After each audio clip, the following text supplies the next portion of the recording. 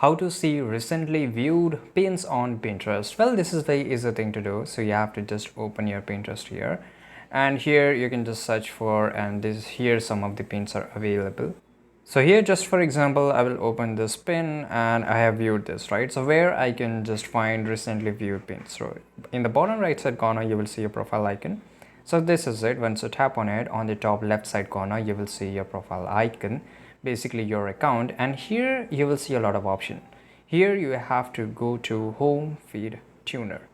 Once you're here, make sure you go to the pin section. So inside the pin section, as you can see here, I viewed this image recently, and I can see here, right? As you can see here below, there's a remark just now and 6 hours ago, 6 hours ago, 1 minute ago, right? So this is how you can just find your recently viewed pins over the Pinterest. By the way, you can just explore the other section too. I hope you found this video very useful. Subscribe.